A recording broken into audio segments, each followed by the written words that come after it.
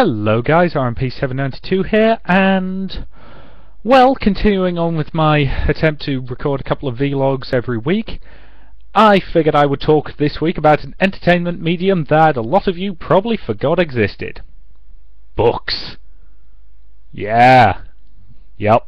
Sorry, I shouldn't mock. I know that a lot of you will be very sophisticated readers, and well, probably a lot more sophisticated than I am, but let's face it, it's one of those odd things that it's amazing how many people read and almost seem embarrassed by that fact. But regardless, I want to talk about a specific book series that I've been reading recently that I figured, what the hell, I'll talk about it because I happen to like it.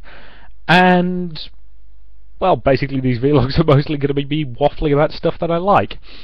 So, the Harrington series. If you've never heard of them, they're a book series written by David Weber. The first one was published around the time I was born, actually, in the early 90s. And the last one came out, I think, in about 2012, I think? Whatever. Either way, if you've never read them, here's the basic principle. It's the far, far future. Humanity has expanded out to the stars, and there's a number of different political powers out amongst the stars. So the stories focus primarily on the Manticoran Alliance, or the Manticoran Alliance. Apparently there's a bit of debate in the fan base about the correct way to pronounce that. And the Manticore system is basically extremely rich, because it happens to be sitting on a wormhole nexus that makes travel between stars very, very quick and easy, as opposed to going there through hyperspace, which a lot faster than going at sublight speeds, but still takes a little while. And it's basically about their war, or what will become their war over the course of the book series, with a nearby power, the People's Republic of Haven. And it primarily focuses on a character called Harrington, who is a naval officer in the Royal Manticoran Navy. As you can tell, I've also, I've heard the audiobook version, which is why I keep using Manticoran rather than Manticoran. So if you're a fan of the books and you want to tell me that's the wrong way to pronounce it, feel free. I'll get there eventually. Because it's interesting if you look at the Apple page, or the iTunes page for the book, for the first Harrington book, there's actually an apology note from David Weber where he basically says, the reason she's pronouncing it wrong, as in the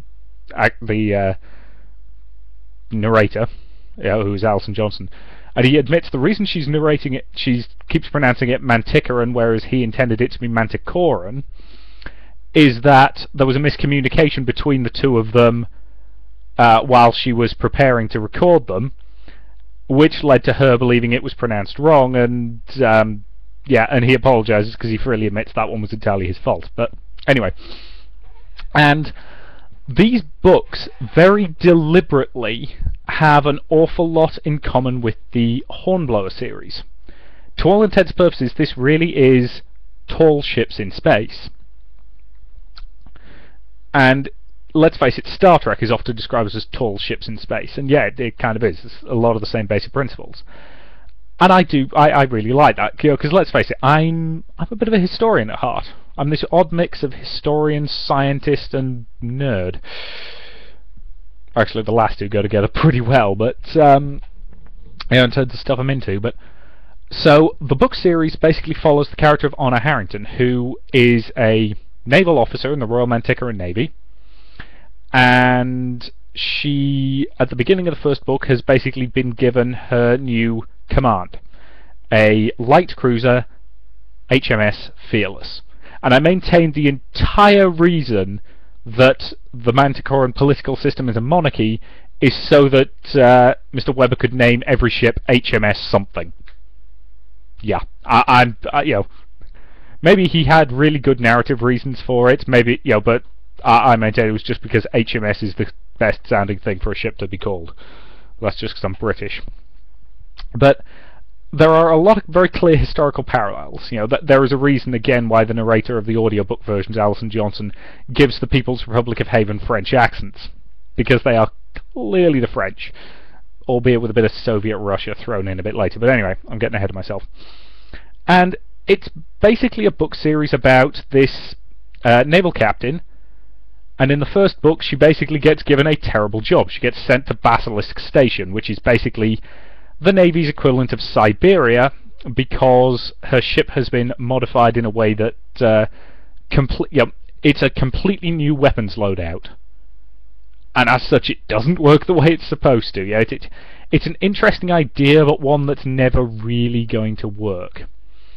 So as a result, she basically gets sent to the middle of nowhere after a bunch of fleet exercises where they basically get their arse royally kicked. And so, as a result, she ends up effectively the senior commanding officer there, when the guy who's supposed to be in charge decides he's going to bugger off, you know, and go get his ship fixed.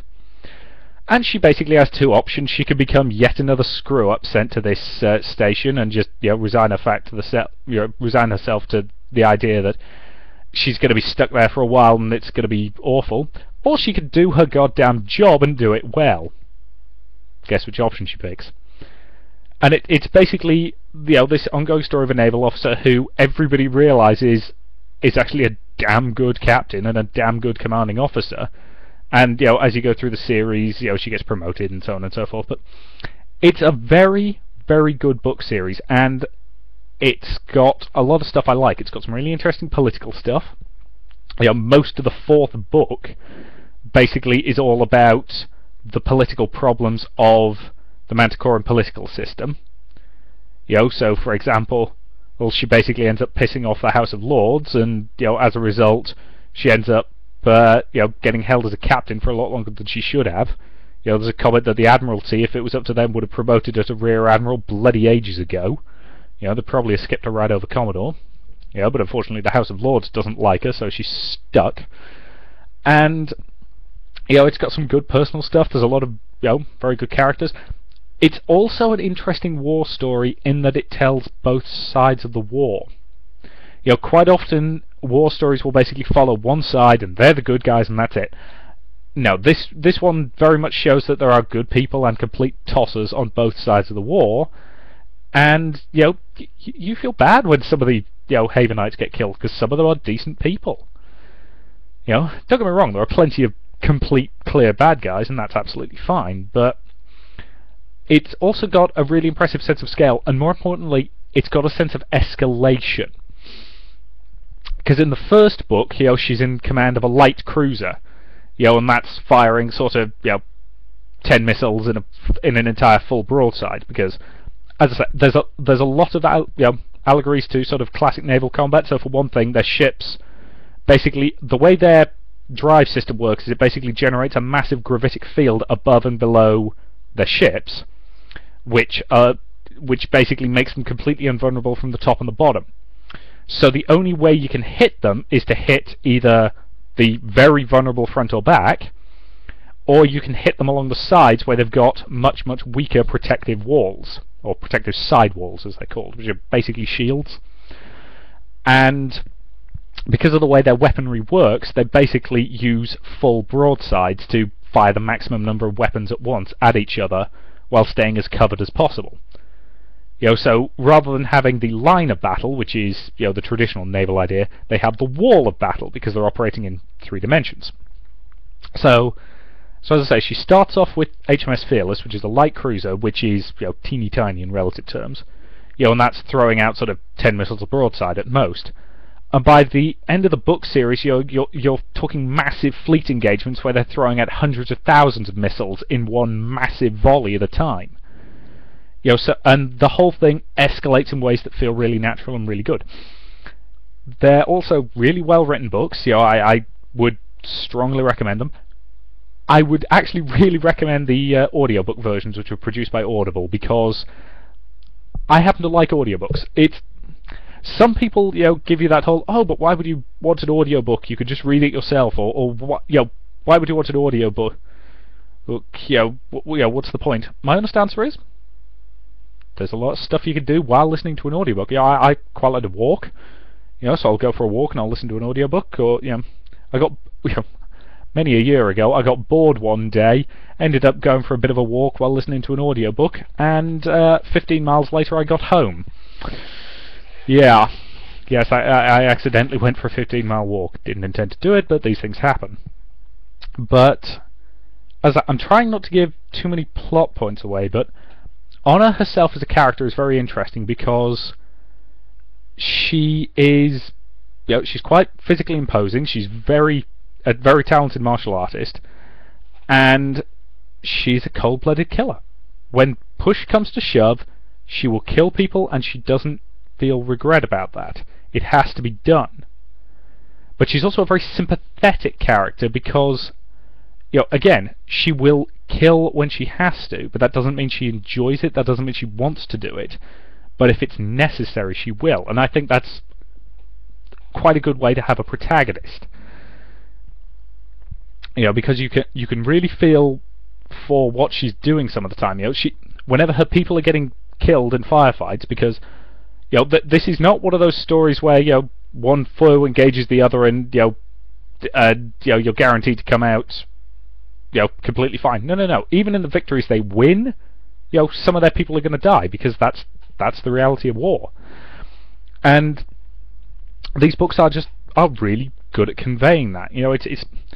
It's one of those book series where it's not a good idea to get too attached to some characters, because there's a because most of the books, not all of them, but most of them, involve a battle towards the end, or several of them have multiple battles throughout, but most of them involve a battle towards the end.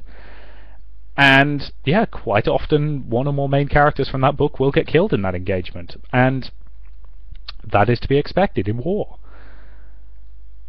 So, frankly, I don't think I can give too much more away without giving away major plot points, which I don't want to do, because honestly I recommend you go out and read them. If you haven't heard of them, go find a copy of On Basilisk Station, or just, as I pull down the version from iTunes and Audible, because it's really good, and give it a go. If it's your kind of thing, fantastic. If it's not, you haven't lost that much, to be fair.